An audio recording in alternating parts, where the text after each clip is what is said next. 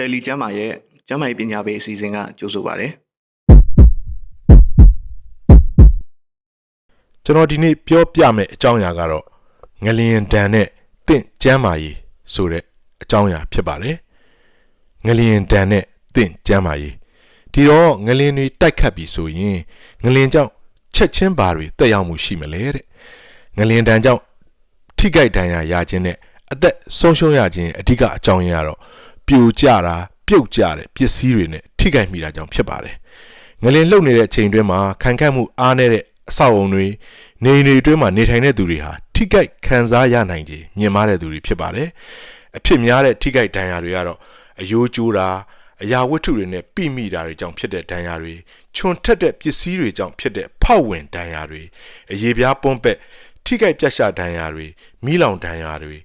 ဥကောင်းထိခိုက်မိတဲ့အကြောင်းမလို့အုံနောက်ကိုထိခိုက်စေတဲ့ဒဏ်ရာတွေဒါတွေဖြစ်ပါတယ်ဒီငလင်ကြောင့်နောက်ဆက်တွဲဖြစ်ပေါ်တဲ့ရေကြီးရေရှမ်းမှုတွေကြောင့်လည်းရေနစ်တာတွေရေထဲမှာအချိန်ကြာမြင့်စွာနေရတာကြောင့်မလို့ကိုယ်ပူချိန်ကျတာတွေအစိတ်တောက်ပစ္စည်းတွေအမှုံအမှားတွေစွန့်ပစ်ပစ္စည်းတွေဒါတွေနဲ့ထိတွေ့နိုင်တာကြောင့်မလို့အသက်ရှူလမ်းကြောင်းဆိုင်ရာယောဂတွေကိုလည်းသတိပြုရပါမယ်ဒါကတော့ဒီငလင်ကြောင့်ချက်ချင်းတက်ရောက်တာပေါ့နော်ဒီတော့ငလင်ဒဏ်တင့်တဲ့နေရာတွေမှာနောက်ဆက်တွဲအနေနဲ့ဘာကျမ်းမာရေးပြဿနာတွေကိုကြုံတွေ့ရနိုင်တယ်လေတဲ့နံပါတ်1ကတော့အနာပိုးဝင်တာဖြစ်ပါတယ်ဒီကောင်မကုသရင်အသက်ဆုံးရှုံးနိုင်တဲ့အထိဖြစ်နိုင်ပါတယ်ငလင်ကြောင့်ထိခိုက်တဲ့သူတွေဟာနောက်ဆက်တွဲအနာပိုးဝင်တာကိုသတိထားရပါမယ်ကျမ်းမာရေးစောင့်ရှောက်မှုမရတာအညစ်အကြေးတွေစွန့်ပစ်ပစ္စည်းတွေနဲ့ယောဂပိုးပါဝင်တဲ့ရေတွေအမှုံမားတွေနဲ့ထိတွေ့တာကြောင့်မလို့အနာပိုးဝင်နိုင်ပါတယ်အနာပိုးဝင်ပြီဆိုရင်အနာမကျက်တာတွေသွေးစိတ်တက်တာတွေပြီးတော့အဲ့ဒီကနေဆိုးရဆိုရင်တော့ခြေလက်တွေဖြတ်တောက်ရတာအထိဖြစ်နိုင်ပါတယ်အနာပိုးဝင်ခြင်းမှာမေးခိုင်ယောဂပိုးဟာအတွေ့အများဆုံးဖြစ်ပါတယ်ထိခိုက်ဒဏ်ရာရတဲ့သူတွေဟာမေးခိုင်ကာကွယ်ဆေးထိုးရမယ်ပြီးတော့တင့်တော်တဲ့ပိုးသက်ဆေးနဲ့ကုသခြင်းတွေလိုအပ်ပါတယ်နောက်တစ်ခုကတော့ဒီ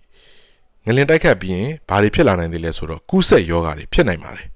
ငလင်တန်ကြောင့်မို့လို့ရေပေးဝေမှုစနစ်တွေပြတ်သွားမယ်တန်ရှင်းတဲ့တောက်သုံးရေတွေမရတော့ဘူးရေရင်းမြစ်တွေထိခိုက်သွားမယ်ဆိုရင်ရေရတဆင့်ကူးစက်တဲ့ကာလာဝမ်းယောဂနော်ဖြစ်နိုင်တဲ့အသက်ရောင်တဝါ A ဒါတွေလည်းဖြစ်နိုင်တယ်အသက်ရောင်တဝါ E လည်းဖြစ်နိုင်တယ်နောက်တစ်ခုကတော့နေထိုင်စရာမလုံလောက်တော့ကြောင့်မလို့နော်လူတွေကရွှေ့ပြောင်းနေထိုင်ရတာကြောင့်မလို့ဒီငလင်ကြောင့်ပေါ့နော်ငကိုနေရာမှာနေလို့မရတော့အဲ့လိုပြောင်းနေတဲ့အတွက်ကြောင့်မလို့လူတွေထူထပ်ပြီးတော့အဲ့ထူထပ်တဲ့နေရာတွေမှာလေရတဆင့်ကူးစက်တဲ့အသက်ရှူလမ်းကြောင်းဆိုင်ရာယောဂတွေလည်းဖြစ်ပွားနိုင်ပါတယ်ဥပမာဒုက္ခသည်စခန်းလိုဟာမျိုးဒါမှမဟုတ်လေလူတွေအများကြီးစုနေရတဲ့နေရာမျိုးပေါ့နော်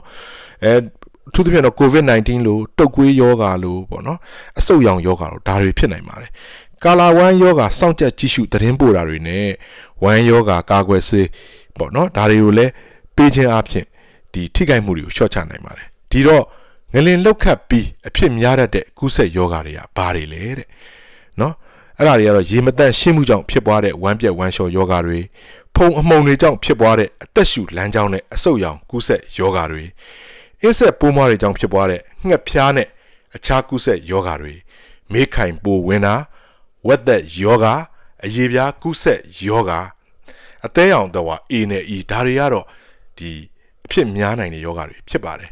ဒီတော့ကူးစက်ယောဂါတင်လားတဲ့အဲ့လိုတော့မဟုတ်ပါဘူးနောက်တစ်ခုကမကူးစက်တတ်တဲ့ယောဂါတွေလည်းသတိထားရမှာဖြစ်ပါတယ်အထူးသဖြင့်နာရာရှည်ယောဂါတွေဖြစ်တဲ့သွေးတိုးယောဂါစီးကြိုယောဂါနှလုံးယောဂါခုခံအားကျဆင်းမှုကူးစက်ယောဂါ HIV AIDS တွေပေါ့နော်ပြီးတော့ TB ယောဂါဒါတွေမှာလည်းနာရာရှည်ယောဂါဝေဒနာတွေခံစားနေရတဲ့သူတွေဟာဒီငလင်တန်ကြောင့်မလို့နောက်ဆက်တွဲဆိုးကျိုးတွေခံရနိုင်ခြင်းများတယ်။ဘာကြောင့်လဲဆိုတော့သူတို့ပုံမှန်တောက်နေကြဆေးတွေเนาะမရတော့ဘူး။ဘာကြောင့်လဲဆိုတော့ဆေးကန်းတွေเนาะပျက်စီးသွားတာတွေနောက်ကပုံမှန်ရယူနေကြဖြစ်တဲ့ကျန်းမာရေးဆောင်ရှောက်မှုတွေမရတော့တာတွေเนาะဆေးဝါးပြက်လက်တာတွေကြုံတွေ့ရနိုင်တယ်။ဒီတော့လေ့လာမှုတွေရငလင်တန်ခံရတဲ့ဒေသလူတွေဟာစီးကြိုယောဂဖြစ်ပွားနှုန်းတက်လာတာကိုတွေ့ရတာပါတယ်တဲ့။နောက်ထပ်အရေးကြီးတာတစ်ခုကတော့ကိုဝင်ဆောင်တွေဖြစ်ပါတယ်။ငလင်တန်တင့်ပြီးတဲ့နောက်မှာကိုဝင်ဆောင်စောင့်ရှောက်မှုလုပ်ငန်းတွေပြည့်ရင်းသွားတာအားနည်းသွားတာတွေဖြစ်နိုင်ပါတယ်ပြီးတော့တရေတာနီလန်းတွေလုံလောက်စွာမရတာကြောင့်မို့လို့အစီအစဉ်မရှိဘဲနဲ့ရတဲ့ကိုဝင်ဆောင်တွေလည်းမြင့်တက်လာနိုင်ပါတယ်ကိုလေးချိန်မပြည့်တဲ့ကလေးမွေးနှုံလည်းမြင့်တက်လာနိုင်ပါတယ်ကလေးအသေးမွေးနှုံတွေလည်းမြင့်မားလာနိုင်ပါတယ်နောက်ထပ်အရေးကြီးတာတစ်ခုကတော့ကျန်းမာရေးစနစ်ပြိုလဲတာဖြစ်ပါတယ်ဒီလိုအင်အားပြင်းတဲ့ငလင်တန်တွေကြောင့်မို့လို့ ကျမ်းမာရေးစောင့်ရှောက်မှုပေးတဲ့ဆေးရုံဆေးကန်းတွေထိခိုက်ပျက်စီးတာကျမ်းမာရေးလုပ်သားတွေလည်းငလင်တန်ခံရတာလမ်းပန်းပို့ဆောင်ရေးတွေဆက်သွယ်ရေးတွေနဲ့အခြားအခြေခံအဆောက်အဦတွေထိခိုက်ပျက်စီးတာပြီးတော့လူနာအမြောက်များကိုကြည့်ရှုကုသရတာဒါတွေကြောင့်မလို့ကျန်းမာရေးစနစ်ကိုထိခိုက်ပြိုလဲစေနိုင်ပါတယ်ပိုဆိုးတာကတော့မြန်မာနိုင်ငံမှာစစ်အာဏာသိမ်းခဲ့တာကြောင့်မလို့ကျန်းမာရေးစနစ်ကရင်းရိုင်ပြီးသားဖြစ်ပါတယ်ဒီပေါ်မှာငလင်ကထပ်ပေါင်းတော့ပို့ပြီးတော့ကျန်းမာရေးစနစ်ကပို့ပြီးတော့ပြိုလဲမှာဖြစ်ပါတယ်အကြမ်းဖက်စစ်ကောင်စီဘက်ကကျန်းမာရေးဝန်ထမ်းတွေကိုဖမ်းဆီးနေတာတွေတပ်ဖြတ်နေတာတွေပြီးတော့ဆေးရုံဆေးကန်းတွေကိုလေကြောင်းတိုက်ခိုက်ပြီးတော့ဘုံကျဲဖျက်ဆီးပစ်နေတာတွေပြီးတဲ့အခါတော့ဒီပုဂ္ဂလိကဆေးရုံဆေးကန်းတွေကိုလည်းမတရားသဖြင့်ပိတ်သိမ်းနေတာတွေဒါတွေကလည်းကျန်းမာရေးစနစ်ကိုပုံမူပြီးတော့ရင်းရိုင်အားနည်းစေမှာဖြစ်ပါတယ်ဒီလိုမျိုးကျန်းမာရေးစနစ်ပြိုလဲတဲ့ဒဏ်ကိုတော့တက်ကြီးရွယ်ဦးတွေကိုဝင်ဆောင်တွေကလေးငယ်တွေနဲ့နာရာရှည်ယောဂသည်တွေကအများဆုံးထိခိုက်ခံစားကြရမှာပဲဖြစ်ပါတယ်ကဲနောက်ထပ်အရေးကြီးတာတစ်ခုကတော့စိတ်ကျန်းမာရေးဆိုင်ရာထိခိုက်ခံစားရတာတွေဖြစ်ပါတယ်ငလင်တန်းကိုကြုံတွေ့ခံစားနေတဲ့သူတွေဟာစိုးရိမ်ပူပန်တာစိတ်ခံစားမှုအတက်အကျဖြစ်တာအိတ်မပျော်တာဒါတွေခံစားရတယ်ပေါ့နော်ပိုဆိုးရင်တော့စိတ်ဓာတ်ကျတာစိတ်ကြယောဂါနဲ့ပြင်းထန်စိတ်ဖိစီးမှုဒဏ်သင့်တဲ့ယောဂါပေါ့နော် PTSD လို့လည်းခေါ်တယ်ဒီဟာတွေခံစားရနိုင်ပါတယ်နောက်တစ်ခုကတော့ဒီနေရာတွေပြောင်းရွှေ့နေထိုင်ရတာပေါ့နော်ငလင်ကြောင့်မလို့နေအဆောက်အဦတွေပြိုကျပျက်စီးတဲ့အတွက်ကြောင့်မလို့ယာယီနေရာမှာနေထိုင်တဲ့သူတွေဟာမတန်ရှင်းတဲ့ယောဂပိုးတွေနဲ့နော်ထိတွေ့တဲ့ရေတွေအမှုန်မားတွေဒါတွေနဲ့ထိတွေ့နိုင်တယ်ပြီးတော့ဓာတုပစ္စည်းတွေနဲ့ထိတွေ့နိုင်ပြီးတော့နောက်ဆက်တွဲကျန်းမာရေးပြဿနာတွေဖြစ်စေနိုင်ပါတယ်ဒီလိုရွှေ့ပြောင်းနေတဲ့အချိန်အတွင်းမှာနေထိုင်မှုပုံစံတွေပြောင်းလဲတာဥပမာအပြင်အစားအသောက်ပုံစံတွေပြောင်းတာအိတ်တာပုံစံတွေပြောင်းတာဆေးလိမ်တဲ့အရက်တွေပိုတောက်လာတာဒါတွေကြောင့်မလို့နောက်ဆက်တွဲနာတာချေယောဂတွေဖြစ်ပွားနိုင်ပါတယ်နောက်တစ်ခုကတော့တရိတ်ဆန်တွေအပေါ်ထိခိုက်တာနဲ့အစားအစာပြဿနာတွေပေါ့နော်ဒါတွေလည်းရင်ဆိုင်ရပါမယ်ငလင်ကြောင့်မလို့ကျွဲတွေနွားတွေစတဲ့လုပ်ငန်းသုံးတရိတ်ဆန်တွေမွေးမြူရေးတရိတ်ဆန်တွေထိခိုက်သေးဆုံးရနိုင်ပါတယ်ပြီးတော့ဒီတရိတ်ဆန်တွေကိုကုသမှုတွေမလုံလောက်တဲ့အတွက်ကြောင့်မလို့တရိတ်ဆန်ကတဆင့်ကူးဆက်တတ်တဲ့ယောဂတွေလည်းဖြစ်ပွားနိုင်ခြင်းများလာနိုင်ပါတယ်